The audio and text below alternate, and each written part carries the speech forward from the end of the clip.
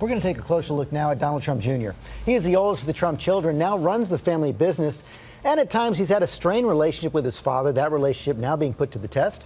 Our chief national correspondent, Tom Yamas, covered the campaign. He's here right now. Good morning, Tom. George, good morning to you. Don Jr. and his meeting with that Russian lawyer have become a focal point in the investigation into Russian collusion. It shows the lengths he'd go to help his father, even though growing up in Donald Trump's shadow has not always been easy. There's nothing that I would do to ever endanger this country. Overnight, one of the president's staunchest defenders, his oldest son, Don Jr., now having to defend himself. And as a Trump, he's no stranger to the spotlight.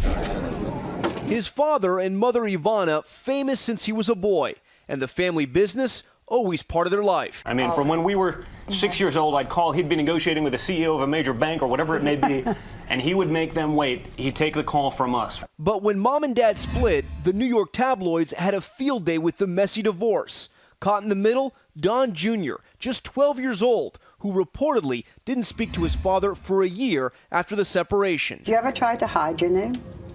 I'd be lying if I said I didn't, especially when I was younger. There were times where it was just, you didn't want to have to deal with everyone making those assumptions, however ignorant they may be, that I'd always say, introduce myself as just Don or something like that, avoid the last name at all costs. But he followed in his father's footsteps and went to the Wharton School of Business, once telling Howard Stern he and his sister Ivanka got in on their own merit. We grew up with people whose parents did donate the wings to Wharton, and they didn't get in. So it's not, he couldn't buy our way in even if he wanted to, really.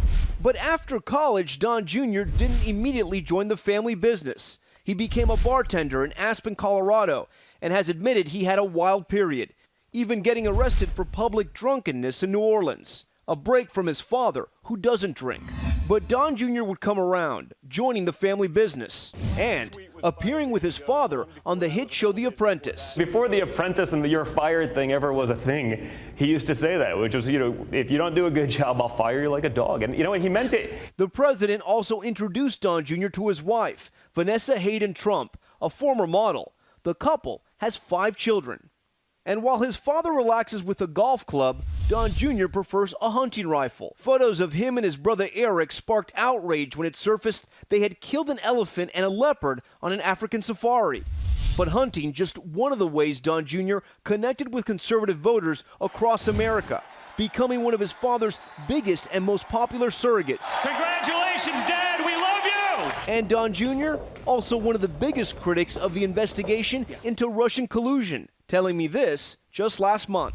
And there's no evidence pointing to it. So, to me, it's without a question, reads and smells like a witch hunt, because I have no other proof or evidence to show otherwise.